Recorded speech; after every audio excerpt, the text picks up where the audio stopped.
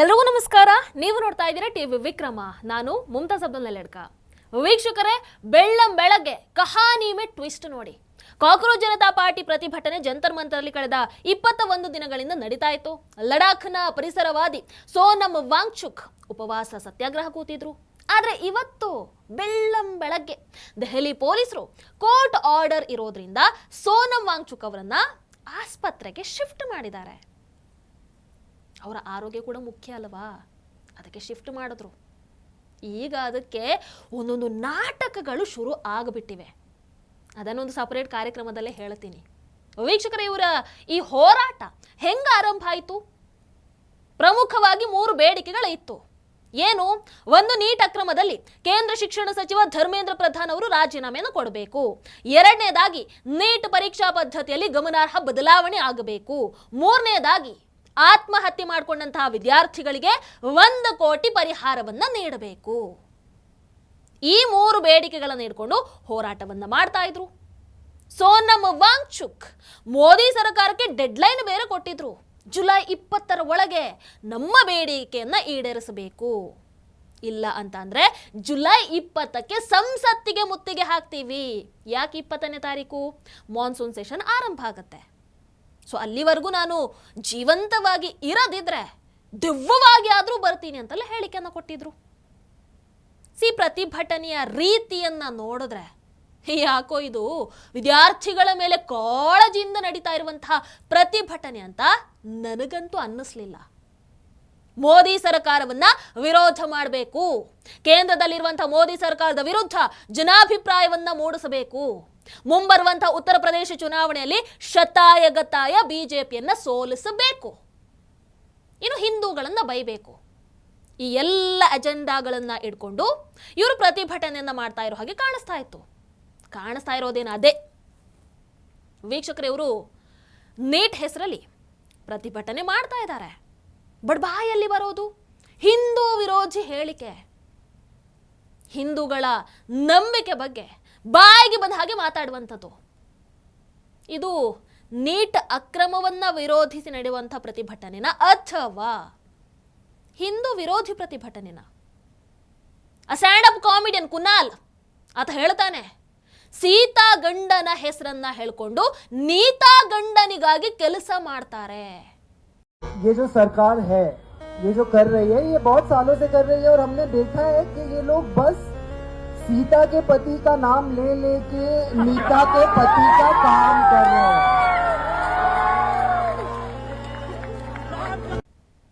ಕೊಳಕು ಮನುಷ್ಯ ಈತ ಅಂದ್ರೆ ಇದರ ಅರ್ಥ ಏನು? ಪ್ರಭು ಶ್ರೀರಾಮರ ಹೆಸರನ್ನ ಹೇಳ್ಕೊಂಡು ಅಂಬಾನಿಗೋಸ್ಕರ ಕೆಲಸವನ್ನ ಮಾಡ್ತಾರೆ. ಇಲ್ಲಿ ನೀತಾ ಅಂತಂದ್ರೆ ಮುಖೇಶ್ ಅಂಬಾನಿಯ ಹೆಂಡತಿ. ಮೋದಿ ಸರ್ಕಾರದ ವಿರುದ್ಧ ಮಾತಾಡುವಂತ ರೀತಿ ಇದು ಇವರದ್ದು. ನಾನು ಕೇಳೋದು ನಿಮ್ಮ ಯೋಗ್ಯತೆಗೆ ಯಾಕೆ ನೇರವಾಗಿ ಮಾತಾಡೋದಕ್ಕೆ ಬರಲ್ವಾ? ಯಾಕೆ ಡೈರೆಕ್ಟ್ ಆಗಿ ಮೋದಿ ಹೆಸರು ಎತ್ತಿ ಮಾತಾಡುವಂತ ದಮ್ಮು ತಾಕತ್ತು ಇಲ್ಲ ಅಂತನಾ?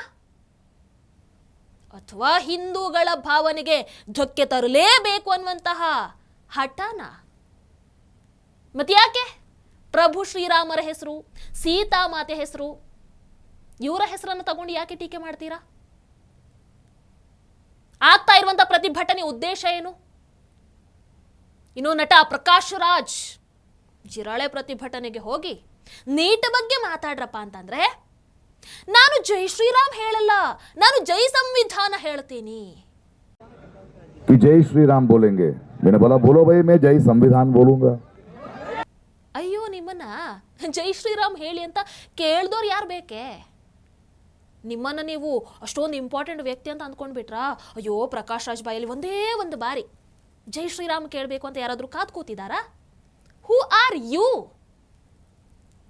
ನಮ್ಮ ದೇಶದಲ್ಲಿ ಜೈ ಶ್ರೀರಾಮು ಹೇಳ್ತಾರೆ, ಜೈ ಸಂವಿಧಾನ ಕೂಡ ಹೇಳ್ತಾರೆ. ನಾವು ಗೌರವಿಸ್ತೀವಿ. ಆದ್ರೆ ಇಂತಹ ಹೇಳಿಕೆಯನ್ನು ನೀವು ಕೊಟ್ಟು ನೀವೇನ್ರಿ ಗೊಂದಲವನ್ನ ಸೃಷ್ಟಿ ಮಾಡೋದು? ಇನ್ನೊಬ್ಬ ಮಹಿಳಾ ಹೋರಾಟಗಾರ್ತಿ ನಂದಿತಾ ನರೇನ್ ಅಲ್ಲಾಹನ ಹೆಸರು ಮಾತ್ರ ಉಳಿಯುತ್ತೆ ಅನ್ನುವಂಥ ಒಂದು ಕವಿತೆಯನ್ನ ಹೇಳ್ತಾರೆ. ಒನ್ಸ್ ಅಗೈನ್ ಸಾರಿ, ಈ ಪ್ರತಿಭಟನೆ ಉದ್ದೇಶ ಏನು? ನನಗೆ ಮರ್ತೋಗ್ಬಿಡ್ತು. ಏನು ಉದ್ದೇಶ? ವಿದ್ಯಾರ್ಥಿಗಳಿಗೆ ನ್ಯಾಯವನ್ನು ಕೊಡಿಸೋದ ಅಥವಾ ಹಿಂದೂಗಳನ್ನು ಕೀಳಾಗಿ ಕಾಣೋದ? ಏನು ಹೇಳಿ? ಆ ಸ್ಟೇಜಲ್ಲಿ ನಿಂತ್ಕೊಂಡು ಒಬ್ಬ ಮುಸ್ಲಿಂ ಓಲೈಕೆ ಮಾಡುವಂತಹ ಅವಶ್ಯಕತೆ ನಿಮಗೇನ್ರಪ್ಪ ಬಂತು? ನೀಟ್ಗೂ ಅದಕ್ಕೂ ಏನ್ರಿ ಸಂಬಂಧ? ವೀಕ್ಷಕರೇ, ಮೋದಿ ಸರ್ಕಾರದ ವಿರುದ್ಧ ಹೋರಾಟವನ್ನ ಮಾಡೋದಕ್ಕೆ ಇವರಿಗೆ ನೀಟ್ ಅಕ್ರಮ ಏನಿದೆ ಅದು ಒಂದು ನೆಪ ಅಷ್ಟೇ. ಈ ಹೋರಾಟದ ಪ್ಲಾನ್ ಯಾವಾಗಲೂ ಶುರುವಾಗಿತ್ತು 2025. ಇದೇ ಸೋನಮ್ ವಾಂಗ್ಚುಕ್ 2023ರಲ್ಲಿ ತಮ್ಮ ಪತ್ನಿಯ ಜೊತೆಗೆ ಧರ್ಮೇಂದ್ರ ಪ್ರಧಾನ್ ಅವರನ್ನ ಭೇಟಿಯಾಗಿ ಅವತ್ತು ಧರ್ಮೇಂದ್ರ ಪ್ರಧಾನ್ ಅವರ ಕೆಲಸವನ್ನ ಹಾಡಿ ಹೊಗಳ್ತಾರೆ, ಪೋಸ್ಟ್ ಮಾಡ್ತಾರೆ. ಅದಾದಕ್ಕೆ 2 ವರ್ಷಕ್ಕೆ ಅಂದರೆ 2025ರಲ್ಲಿ ಈ ಸೋನಮ್ ವಾಂಗ್ಚುಕ್ ಅವರ 2 NGOಗಳ ಲೈಸೆನ್ಸ್ ಕ್ಯಾನ್ಸಲ್ ಆಗಿಬಿಡುತ್ತೆ. ಒಂದು ಸ್ಯಾಮ್ಕೋಲ್, ಇನ್ನೊಂದು HIAL, foreign contribution regulatory act ಅಡಿಯಲ್ಲಿ ಈ ಲೈಸೆನ್ಸ್ ರದ್ದಾಗತ್ತೆ. NGOಗಳಿಗೆ ವಿದೇಶದಿಂದ ಕೋಟ್ಯಾಂತರ ಹಣ ಅಲ್ಲಿಂದ ಬರ್ತಾ ಇರುತ್ತೆ. ಈ ದುಡ್ಡನ್ನ ಸೋನಮ್ ವಾಂಗ್ಚುಕ್ ತಮ್ಮ ವೈಯಕ್ತಿಕ ಖಾತೆಗೆ ವರ್ಗಾವಣೆ ಮಾಡ್ಕೊಂಡಿರ್ತಾರೆ. ಇದಾದ ನಂತರ ಸೋನಮ್ ವಾಂಗ್ಚುಕ್ ಲಡಾಖ್ಗೆ ರಾಜಸ್ಥಾನವನ್ನು ನೀಡಬೇಕು ಅಂತ ಪ್ರತಿಭಟನೆಯನ್ನು ಮಾಡ್ತಾರೆ. ಈಗ ಮೋದಿ ಸರ್ಕಾರವನ್ನ ಟೀಕೆ ಮಾಡ್ತಾ ಉಪವಾಸ ಸತ್ಯಾಗ್ರಹ ಕೂತಿದ್ದಾರೆ. ಅಂದ್ರೆ ಇವರಿಗೆ ವಿದ್ಯಾರ್ಥಿಗಳ ಬಗ್ಗೆ ಕಾಳಜಿ ಇಲ್ಲ. ತಮ್ಮ NGOಗೆ ಬರ್ತಾ ಇದ್ದಂತಹ ದುಡ್ಡು ಬಂದಾಗ್ಬಿಟ್ಟಿದೆ, ಅದಕ್ಕೆ ಈ ರೀತಿ ರೊಚ್ಚಿಗೆದ್ದು ಬಿಟ್ಟಿದ್ದಾರಷ್ಟೇ. ಇದೆ ಅಲ್ವಾ ಸೋನಮ್ ವಾಂಗ್ಚುಕ್ ವಾಸ್ತವಾಂಶ? ಕರೆಕ್ಟಾ? ವೀಕ್ಷಕರೇ, ಸೋನಮ್ ವಾಂಗ್ಚುಕ್ ಬಗ್ಗೆ ಕೆಲವರು ಪಾಪ ಎಮೋಷ್ನಲ್ ಆಗಿ ಹೊಗಳು ಬಿಡ್ತಾರೆ. ಜನ ಕೂಡ ಆ ಎಮೋಷ್ನಲ್ ಮಾತುಗಳನ್ನು ಕೇಳಿ ಮರುಳಾಗಿ ಬಿಡ್ತಾರೆ, ನಂಬ್ತಾ ಇದ್ದಾರೆ. ಬಟ್ ವಾಸ್ತವಾಂಶ ಹಾಗಿರಲ್ಲ ಅಲ್ವಾ? ಸೋನಮ್ ವಾಂಗ್ಚುಕ್ ಒಬ್ಬ ವಿಜ್ಞಾನಿ ಅಂತ ಹೇಳ್ತಾರೆ. ನಾವು ಅದನ್ನು ಚೆಕ್ ಕೂಡ ಮಾಡಲ್ಲ, ಯಾರೋ ಹೇಳಿದ್ದನ್ನೇ ಸತ್ಯ ಅಂತ ನಂಬಿಡ್ತೀವಿ. ಆದರೆ ಆತ ವಿಜ್ಞಾನಿ ಅಲ್ಲ, ಆತ ಮೆಕ್ಯಾನಿಕಲ್ ಇಂಜಿನಿಯರ್.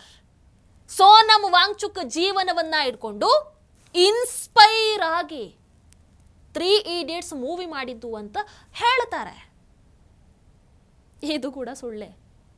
ಈ ಚಿತ್ರದ ನಿರ್ದೇಶಕ ರಾಜ್ಕುಮಾರ್ ಹಿರಾನಿ ಅವರೇ ಹೇಳಿದ್ದಾರೆ, ನನ್ನ ಸ್ನೇಹಿತನ ಜೀವನವನ್ನು ಆಧಾರವಾಗಿಟ್ಕೊಂಡು ಈ ಒಂದು ಸಿನಿಮಾವನ್ನ ಮಾಡಿದ್ದೀನಿ. ಅಮೀರ್ ಖಾನ್ ಪಾತ್ರದಲ್ಲಿ ಬರುವಂತಹ ರಾಂಚೋ ಆತನನ್ನ ಸ್ನೇಹಿತ ಅಂತ ಹೇಳ್ತಾರೆ. ಆದ್ರೂ ಇವರು ಸುಳ್ಳು ಸುದ್ದಿಯನ್ನು ಹಬ್ಸಿದ್ರು. ಎಲ್ಲ ಹೋಗ್ಲಿ, ನಟ ಅಮೀರ್ ಖಾನ್ ಅವರೇ ಹೇಳಿದ್ರು 3 Idiots ಸಿನಿಮಾ ಸೋನಮ್ ವಾಂಗ್ಚುಕ್ ಜೀವನವನ್ನ ಆಧರಿಸಿ ಮಾಡಿದ್ದಲ್ಲ. ಅವರಿಗೆ ಆ ಸಿನಿಮಾ ಮಾಡೋಕೆ ಈ ವ್ಯಕ್ತಿ ಯಾರಂತಾನೆ ಗೊತ್ತಿರಲಿಲ್ಲ. You were inspired by a certain person, Sonam Wangchuk, that's what I'm told. No, that's not true actually. No? No. That is a misconception. Okay. I didn't know about Mr. Sonam at that time when we were doing the film. But social ಮೀಡಿಯಾದಲ್ಲಿ ಮಾತ್ರ Sonam Wangchuk hero. ಅದರ ಹಿಂದೆ ವ್ಯವಸ್ಥಿತವಾಗಿ Sonam Wangchuk PR team ಕೆಲಸ ಮಾಡ್ತಾ ಇದೆ ಅನ್ನೋದು ಯಾರಿಗೂ ಅರ್ಥನೇ ಆಗಲ್ಲ. ವೀಕ್ಷಕರು, ಸೋನಮ್ ವಾಂಗ್ಚುಕ್ ದೊಡ್ಡ ಸೈಂಟಿಸ್ಟ್, ದೊಡ್ಡ ಸಂಶೋಧನೆಯನ್ನು ಮಾಡಿದ್ದಾರೆ ಅಂತ ಹೇಳ್ತಾರೆ. ಇದು ಜನರ ಎದುರೇ ಸೋನಮ್ ವಾಂಗ್ಚುಕ್ ಮತ್ತೆ ಅವರ PR ಟೀಮ್ ಹೇಳಿರುವಂಥ ಸುಳ್ಳು. ಲಡಾಖಲ್ಲಿ ನೀರಿನ ಕೊರತೆಯನ್ನು ನೀಗಿಸೋ ಸಲುವಾಗಿ ಸೋನಮ್ ವಾಂಗ್ಚುಕ್ ಕೃತಕ ಹಿಮದ ಗೋಪುರ ಅಂದ್ರೆ ಐಸ್ ಸ್ಟೂಪ್ ಅನ್ನ ಕಂಡು ಹಿಡಿದ್ರು ಅಂತ ಹೇಳ್ತಾರೆ. ಇದೇನು ಮಾಡುತ್ತೆ, ಚಳಿಗಾಲದಲ್ಲಿ ಹರಿಯುವಂತಹ ಹೆಚ್ಚುವರಿ ನೀರನ್ನ ಮಂಜುಗಡ್ಡೆ ಹಾಗೆ ಶೇಖರಣೆ ಮಾಡುತ್ತೆ. ಬೇಸಿಗೆಯಲ್ಲಿ ಈ ಒಂದು ಮಂಜುಗಡ್ಡೆ ನಿಧಾನವಾಗಿ ಕರಗಿ ಅದು ಸ್ಥಳೀಯ ರೈತರಿಗೆ, ಆ ಕೃಷಿಗೆ ನೀರನ್ನು ಒದಗಿಸುತ್ತೆ. ಓ ಗ್ರೇಟ್ ಅಲ್ಲ ಅಂತ ಅಂದ್ರೆ ವೇಟ್, ಇದೇ ಐಸ್ ಸ್ಟೂಪ್ ಅನ್ನ ಸೋನಮ್ ವಾಂಗ್ಚುಕ್ ಕಂಡು ಹಿಡಿದ್ರು ಅಂತ ಹೇಳ್ತಾ ಇದ್ದಾರಲ್ವಾ, ಅದು ಸುಳ್ಳು. ಇದನ್ನ ಕಂಡು ಹಿಡಿದಿದ್ದು ಲಡಾಖ್ನ ಸಿವಿಲ್ ಇಂಜಿನಿಯರ್ ಚೆವಾಂಗ್ ನೋರ್ಫಾಲ್. ಆದರೆ ಸೋನಮ್ ವಾಂಗ್ಚುಕ್ ಮಾತ್ರ ಐಸ್ ಸ್ಟೂಪ್ ಸಂಶೋಧನೆ ನನ್ನದೇ, ನಾನೇ ಮಾಡಿದ್ದು ಅಂತ ಹೇಳ್ತಾರೆ. ಪಾಪ ಸಂಶೋಧನೆ ಮಾಡಿದ್ದು ಚೆವಾಂಗ್ ನೋರ್ಫಾಲ್. ಗೊತ್ತಾ ನಿಮಗೆ ಯಾರಿಗಾದ್ರು? ಅವರ ಈ ಸಾಧನೆಗೆ 2015ರಲ್ಲಿ ಪದ್ಮಶ್ರೀ ಕೂಡ ಸಿಕ್ಕಿದೆ. ಈಗ ನೀವೇ ಹೇಳಿ, ಯಾರನ್ನ ನಂಬಬೇಕು? ವೀಕ್ಷಕರ, ದೇಶದ ಜನರನ್ನ ಸೋನಂ ವಾಂಗ್ಚುಕ್ ಟೀಮ್ ಭಾವನಾತ್ಮಕವಾಗಿ ಯಾಮಾರಿಸ್ತಾ ಇದೆ. ಒಂದು ಹಿಂದೂ ಸರ್ಕಾರ ಅಧಿಕಾರದಲ್ಲಿರುವಂಥದ್ದು ಸಹಿಸ್ಕೊಳ್ಳೋದಕ್ಕಾಗ್ತಾ ಇಲ್ಲ. ಮೋದಿ ಇರುವಂಥದ್ದು ಅಥವಾ ಆ ಮೋದಿಜಿ ಅವರ ಪಾಪ್ಯುಲಾರಿಟಿ ಏನಿದೆ ಅದು ಯಾರಿಗೂ ಕೂಡ ಈಗ ಸಹಿಸ್ಕೊಳ್ಳೋದಕ್ಕೆ ಆಗ್ತಾ ಇಲ್ಲ. ಸೊ ಷಡ್ಯಂತರಗಳು ನಿರಂತರವಾಗಿ ನಡೀತಾ ಇದ್ದಾವೆ. ಅದರ ಮುಂದುವರಿದ ಭಾಗನೇ ಈ ಕಾಕ್ರೋಚ್ ಜನತಾ ಪಾರ್ಟಿ. ಸೋನಂ ವಾಂಗ್ಚುಕ್ ಹೋರಾಟಕ್ಕೆ ಬೆಂಬಲವನ್ನು ಕೊಡ್ತಾ ಇರೋದು ಯಾರು? ಸೊರಾಬ್ ಭಾಸ್ಕರ್, ನಾಸಿರುದ್ದೀನ್ ಶಾ, ಅರುಂಧತಿ ರಾಯ್, ವಿಶಾಲ್ ದದ್ಲಾನಿ, ಅನುರಾಗ್ ಕಶ್ಯಪ್, ಸೋನಾಕ್ಷಿ ಸಿನ್ಹಾ, ಪ್ರಕಾಶ್ ರಾಜ್. ಅವಾರ್ಡ್ ವಾಪಸಿ ಗ್ಯಾಂಗು 2014ರಲ್ಲಿ ಮೋದಿ ಅಧಿಕಾರಕ್ಕೆ ಬಂದಾಗಿಂದ ಕೂಡ ವಿರೋಧ ಮಾಡ್ತಾನೇ ಬರ್ತಾ ಇರೋ ಗ್ಯಾಂಗು. ಭಯೋತ್ಪಾದಕರ ಜೊತೆಗೆ ಇದ್ದಂಥವರು ಇದ್ದಾರೆ, ಇದರಲ್ಲಿ ಎಲ್ಲ ಇದ್ದಾರೆ.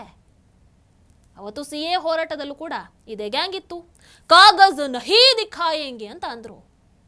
ಕೃಷಿ ಹೋರಾಟದಲ್ಲಿ ರೈತರ ದಾರಿ ತಪ್ಪಿಸಿದ್ರು. ಈಗ ಮತ್ತೆ ಅದೇ ಗ್ಯಾಂಗ್ ಒಂದಾಗಿ ಬಂದಿದೆ. ಸೇಮ್ ಬಟ್ ಡಿಫ್ರೆಂಟ್ ಅಷ್ಟೇ. ಮೋದಿ ಸರ್ಕಾರದ ವಿರುದ್ಧ ಹೋರಾಟವನ್ನ ಮಾಡೋದಕ್ಕೆ ನೀಟ್ ಪರೀಕ್ಷಾ ಅಕ್ರಮ ಇವರಿಗೊಂದು ವೇದಿಕೆ ಸಿಕ್ಕಾಗ ಆಗಿಬಿಟ್ಟಿದೆ. ಇವರು ವಿದ್ಯಾರ್ಥಿಗಳ ಬಗ್ಗೆ ಕಾಳಜಿ ಇರೋರಾ? ಇವ್ರ ಮುಖಕ್ಕೆ ವಿದ್ಯಾರ್ಥಿಗಳಿಗೆ ನ್ಯಾಯ ಕೊಡಿಸುವಂಥ ಉದ್ದೇಶ ಇವರಲ್ಲಿ 1% ಕೂಡ ಇಲ್ಲ. ಇವರ ಉದ್ದೇಶ ಒಂದೇ, ಮೋದಿ ಸರ್ಕಾರವನ್ನ ತೆಗೆಯೋದು. ಇದೇ ಅರುಂಧತಿ ರಾಯ್ ಕಾಶ್ಮೀರ ಭಾರತದ ಅವಿಭಾಜ್ಯ ಅಂಗ ಅಲ್ಲ ಅಂತ ಹೇಳ್ತಾರೆ. ಇದು ದೇಶ ವಿರೋಧಿ ಹೇಳಿಕೆ ಅಲ್ವಾ? ಇಂಥವರು ಸೋನಂ ವಾಂಗ್ಚುಕ್ ಹೋರಾಟಕ್ಕೆ ಬರ್ತಾರೆ ಅಂತ ಅಂದ್ರೆ ನೀವು ಇದರ ಉದ್ದೇಶವನ್ನು ಅರ್ಥ ಮಾಡ್ಕೊಳ್ಬೇಕು. ವೀಕ್ಷಕರು, ಸೋನಂ ವಾಂಗ್ಚುಕ್ ಸತ್ಯಾಗ್ರಹಕ್ಕೆ ಕೂತು 21 ದಿನ ಆಗಿತ್ತು. ಮೋದಿ ವಿರೋಧಿಗಳು ಮಾತ್ರ ಬಾಯ್ ಬಡ್ಕೊಳ್ತಾ ಇದ್ರು. ಬಟ್ ಸರ್ಕಾರ ಮಾತಾಡಲಿಲ್ಲ. ಯಾಕಂದ್ರೆ ಸರ್ಕಾರಕ್ಕೆ ಗೊತ್ತು ಎಲ್ಲಿ ಮಾತಾಡಬೇಕು, ಯಾವಾಗ ಮಾತಾಡಬೇಕು, ಯಾರ ಇಂಟೆನ್ಷನ್ ಏನು ಅಂತ ಗೊತ್ತು. ಇವತ್ತು ಸೋನಂ ವಾಂಗ್ಚುಕ್ ಅವರನ್ನು ಆಸ್ಪತ್ರೆಗೆ ಶಿಫ್ಟ್ ಅಂತೂ ಮಾಡಿದ್ದಾರೆ. ಕೋರ್ಟ್ ಆರ್ಡರ್ ಪಾಲಿಸಲೇಬೇಕಲ್ವಾ? ಸೋನಂ ವಾಂಗ್ಚುಕ್ ಆರೋಗ್ಯ ಇಂಪಾರ್ಟೆಂಟ್ ಅಲ್ವಾ? ಗಮನ ಹರಿಸಬೇಕಲ್ವಾ? ಇನ್ನು ಇವರ ಈ ಹೋರಾಟಕ್ಕೆ ಯಾರ್ಯಾರೆಲ್ಲ ಬಂದ್ರು? ಮೇನ್ ಅರವಿಂದ್ ಕೇಜ್ರಿವಾಲ್ ಬಂದ್ರು, ಡಿಂಪಲ್ ಯಾದವ್, ಸುಪ್ರಿಯಾ ಸುಳೆ, ಎಲ್ಲ ವಿಪಕ್ಷಗಳು ಬೆಂಬಲವನ್ನ ಕೊಟ್ಟವು. ಹೋರಾಟ ಮಾಡಲಿ ತಪ್ಪಲ್ಲ, ಹೋರಾಟಕ್ಕೆ ಬೆಂಬಲವನ್ನು ಕೂಡ ಕೊಡ್ಲಿ ತಪ್ಪಲ್ಲ, ನಮಗೇನಾಗಬೇಕು. ಬಟ್ ಅದರ ಹಿಂದಿನ ಉದ್ದೇಶ ಏನು? Totally out of syllabus. ನಿಮ್ಮ ರಾಜಕೀಯ ಬೇಳೆಯನ್ನ ಬೇಯಿಸ್ಕೊಳ್ಳೋದಕ್ಕೆ ಜೆನ್ಜಿ ಅಂತ ಮುಖವಾಡವನ್ನ ಹಾಕೊಂಡು ಬಂದ್ರೆ ಏನ್ ಜೆನ್ಜಿಗಳು ಪೆದ್ರು ಅಂತ ಅನ್ಕೊಂಡ್ರಾ? ಅಷ್ಟು ಸುಲಭ ಇಲ್ಲ. ನಾಟಕ ಮಾಡಿ ಜೆನ್ಜಿಗಳನ್ನ ಯಾಮಾರಿಸೋದು ಜೆನ್ಜಿಗಳ ಜೊತೆಗೆ ನಡೆಯಲ್ಲ. ನಿಮಗೆ ನೆನಪಿದೆಯಾ? ಇರೋಮ್ ಜಾನು ಶರ್ಮಿಳಾ ಮಣಿಪುರದಲ್ಲಿ ಸಶಸ್ತ್ರ ಪಡೆಗಳ ವಿಶೇಷ ಅಧಿಕಾರ ಕಾಯ್ದೆ ಹಿಂಪಡಿರಿ ಅಂತ 2000 ಇಸವಿಯಿಂದ 2016ರವರೆಗೆ ನಿರಂತರವಾಗಿ 16 ವರ್ಷಗಳ ಕಾಲ ಉಪವಾಸ ಸತ್ಯಾಗ್ರಹ ಮಾಡಿದ್ರು. ಯಾರಿದ್ರಾಗ? ಇದೇ ಕಾಂಗ್ರೆಸ್ ಸರ್ಕಾರ ಅಧಿಕಾರದಲ್ಲಿತ್ತು. ಒಂದೇ ಒಂದು ದಿನಾನು ಸೌಜನ್ಯಕ್ಕಾದ್ರೂ ಅವರ ಕಡೆ ತಿರುಗಿ ನೋಡಲಿಲ್ಲ. ಅವರ ಬೇಡಿಕೆ ಪರಿಶೀಲನೆ ಮಾಡ್ತೀವಿ ಅಂತ ಕೂಡ ಹೇಳಲಿಲ್ಲ. ಮತ್ತೆ ಇವತ್ತೇನ್ ನಿಮ್ಗಳದ್ದು? ಸೋನಂ ವಾಂಗ್ಚುಕ್ ಆರೋಗ್ಯ ಅಯ್ಯೋ ಹಾಳಾಗ್ತಾ ಇದೆ. ಏನ್ ನಾಟಕ, ಅರಚಾಟ, ಕಿರುಚಾಟ, ಕೂಗಾಟ, ಅಬ್ಬಬ್ಬಬ್ಬಬ್ಬ. ಅದಕ್ಕೆ ನಿಮ್ಗಳ ಆಶಯದ ಪ್ರಕಾರ ಅವರ ಆರೋಗ್ಯವನ್ನ ಗಮನದಲ್ಲಿಟ್ಕೊಂಡೇ ಆಸ್ಪತ್ರೆಗೆ ಶಿಫ್ಟ್ ಮಾಡಿರುವಂಥದ್ದು. ಅದಕ್ಕೂ ಯಾಕೆ ನಾಟಕ ಮಾಡ್ತಾ ಇದ್ದೀರಾ? ಯಾಕೆ ಅವರ ಆರೋಗ್ಯ ಇಂಪಾರ್ಟೆಂಟ್ ಇರಲಿಲ್ವಾ ನಿಮಗೆ?